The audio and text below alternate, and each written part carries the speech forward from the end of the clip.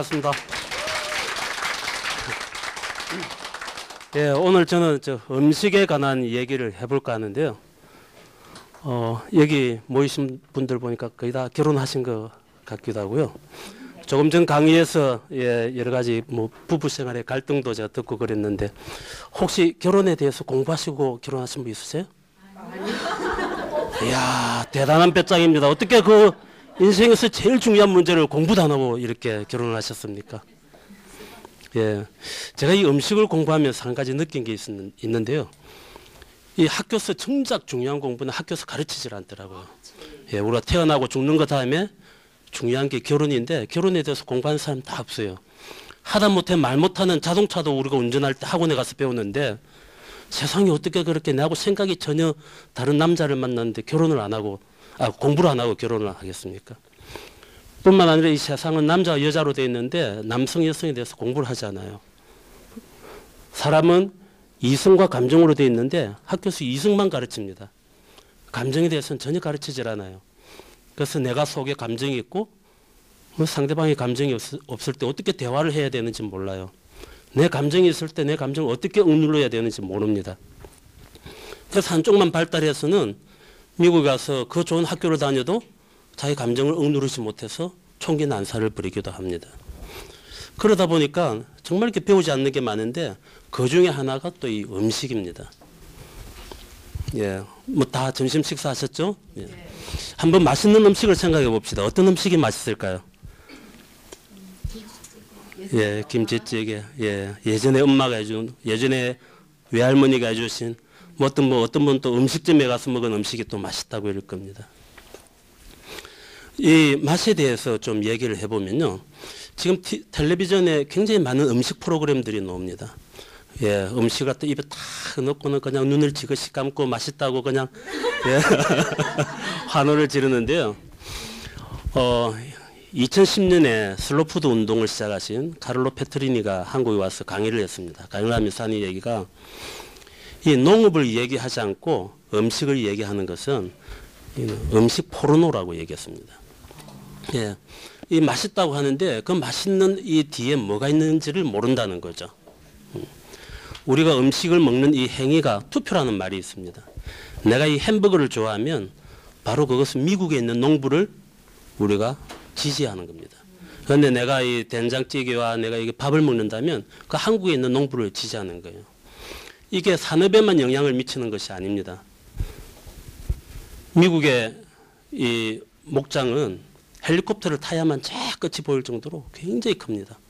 거기는 거의 황무지예요. 거기서 쏟아지는 소들의 그 배설물, 오염되고 있는 물 생각해 보십시오. 그게 또 지구의 온난화의 또 주범이라고 하지 않습니까? 밀밭을 생각해 보십시오. 헬리콥터를, 비행기로 이렇게 농약을 뿌리대죠. 그러니까 우리가 이 햄버거 하나 먹지만 그 이면에는 단지 맛만이 아닌 굉장히 많은 산업, 경제, 문화 이런 것들이 숨어져 있죠. 그래서 우리가 입맛을 우리가 제대로 찾지 않으면 우리나라를 뺏긴 것보다 더 큰 이 식민지가 되는 겁니다. 우리나라의 전통적인 벼 산업은 안 되고 밀산업이 이제 되겠죠. 밀산업 해봤자 미국과 이렇게 경쟁이 안 될 거예요. 대량으로 하는데. 산업 전체가 이렇게 뒤바뀌고 요동을 치게 될 겁니다. 그래서 아이들에게 어떻게 하면 입맛을 제대로 가르치냐 하는 것이 굉장히 큰 중요한 문제가 되어가고 있죠. 저기 강진 같은 데 가면 토화젓이라고 있어요. 혹시 아시는 분 있으세요? 토화란 건 민물새우를 이야기합니다. 정말 그 맛있는 젓인데요. 이 토화젓이 살아남으려면 그 강이 깨끗하고 민물새우가 살아남아야 그 토화젓이 살아남겠죠. 그래서 우리가 이 전통의 음식을 맛을 찾는다는 것은, 우리가 그 맛을 계속 즐긴다는 것은 바로 이렇게 지속 가능한 이 환경이 돼야만 그 음식을 이렇게 즐길 수가 있어요. 우리 생활이 너무 바쁘지 않습니까? 쫓기듯이 살아가죠. 그래서 먹는 것도 이렇게 차분히 앉아서 음식에 집중하면서 이렇게 먹지를 못합니다. 이 짐승들이 먹는 모습을 가만히 들여다보면요, 눈을 지그시 감고 오로지 모든 정신을 갖다 먹는 데만 집중을 해요. 그런데 우리 현대인은 대화를 나누면서 먹든지, 그렇지 않으면서 텔레비전을 보면서 먹든지, 뭐 심지어 신문을 보면서 먹든지 차 타고 가면서 먹든지 길 걸어가면서 먹든지 이렇게 먹어요. 그 나중에 먹고 나서도 자기가 뭘 먹었는지 잘 모릅니다. 예, 무슨 맛인지도 모르고. 저희 음식 강의를 합니다. 음식 강의를 하는데 도너츠 한 개를 넣고 거의 16등분으로 쪼개요.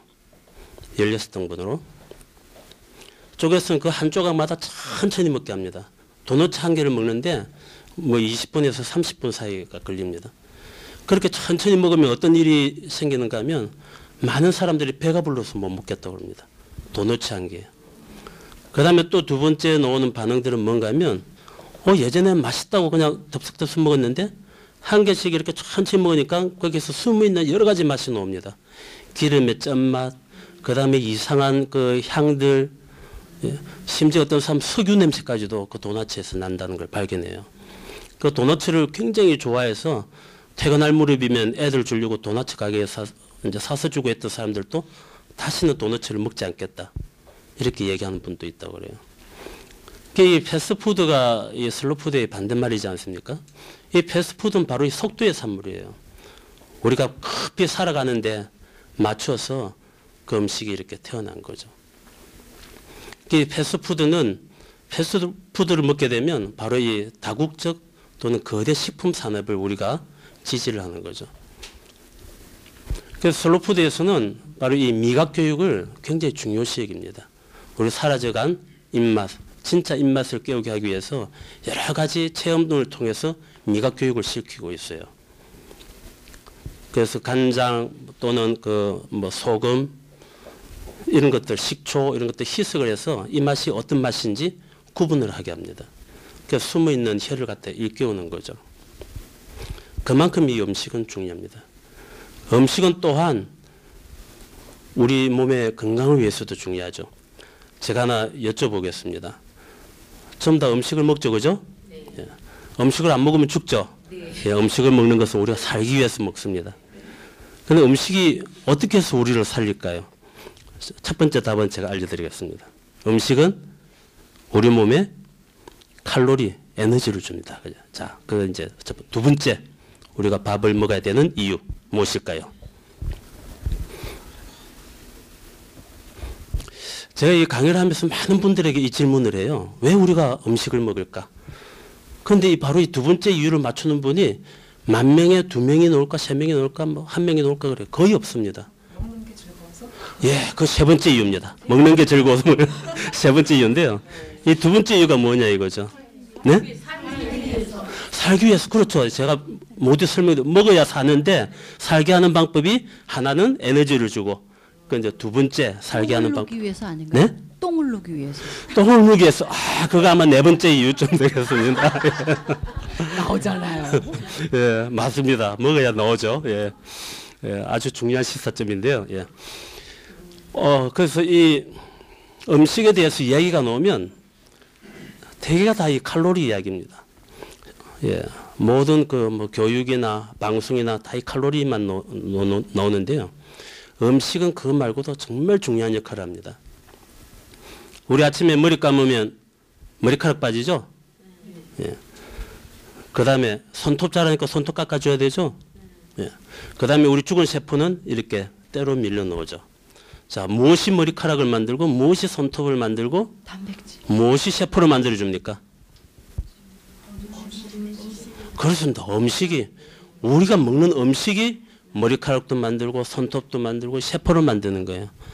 그런데 이 겉에 있는 우리 이런 몸만 만드는 게 아니에요. 우리 머릿속에 있는 뇌세포, 간, 콩팥, 심장, 이게 1년 전에 하고 지금하고 다 달라. 다 세포가 다 바뀌어 새로 생겨나는 거예요. 무엇이 우리 간, 콩팥, 허파 이걸 만듭니까? 무엇이 만들죠? 음식이 만들죠. 예. 이 음식은 우리 몸을 만드는 재료가 돼요. 이 중요한 사실이 제대로 이렇게 알려지지 않고 있습니다. 이 건물을 보면 이렇게 콘크리트로 되어 있잖아요. 콘크리트는 모래, 자갈, 물, 시멘트 이런 것들이 합쳐져서 콘크리트가 됩니다. 그런데 만약에 여기 시멘트가 빠졌다. 이 건물이 제대로 설까요? 안 쓸 겁니다. 예. 우리 몸을 갖다 구성하려면 여러 가지 영양소가 들어와야 되는데 음식을 제대로 먹지 않으면 제대로 우리가 영양을 섭취할 수가 없고 우리 몸이 제대로 구성될 수가 없습니다. 우리가 유기농 음식을 먹어야 된다고 하는데 유기농 음식을 먹는 이유가 유기농 음식을 갖다 재배를 할 때 농약을 치지 않고 화학 비료를 주지 않고 했기 때문에 우리 몸에 해로운 것이 덜 들어와서 이렇게 생각을 하는데요. 그것도 맞습니다. 그런데 그만큼이나 중요한 것은 뭔가 하면 유기농 식품이 돼야만 우리 몸을 제대로 구성하는 재료들이 우리 몸속에 들어온다는 거죠.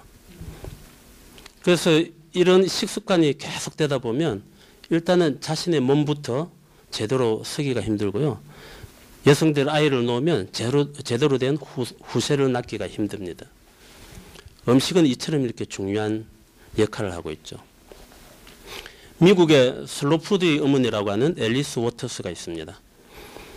이 앨리스 워터스는 미국에서 대학을 졸업하고 프랑스로 유학을 갔습니다. 유학을 가서 프랑스 농가에서 그분들의 식사를 본 거예요. 그랬더니 정말 좋은 재료를 갖고 가족들이 모여서 이렇게 요리를 해서 먹는데 이렇게 직접 자신들이 키운 농산물로 요리를 해먹는 집안일수록 가정이 화목하다는 걸 알게 되었어요. 그래서 프랑스 유학을 다녀와서 미국에서 셰파니스라는 레스토랑을 열었습니다. 세계 10대 레스토랑 중에 들어가는데요. 이분은 다 그 지역에 있는 농산물들, 유기농산물들을 골라서 그 신선한 재료로 썰어서 요리를 해줬기 때문에 금방 유명해진 그 식당이 됐죠. 이분이 하는 일은 뭔가 하면 학교를 다 쫓아다니면서 정원을 없애고 그걸 텃밭으로 만들어요. 예. 그래서 아이들이 자기가 먹는 음식이 어디서 생산이 돼서 어떻게 요리되어 왔는지 알게 해야 된다는 것이 이분의 지론이죠. 이분이 계속 백악관에 얘기를 했습니다. 먼저 백악관부터 모범을 보여라. 백악관에서 모범을 보일 때 국민들이 따른다. 미국은 비만이나 성인병들이 굉장히 심한 문제잖아요.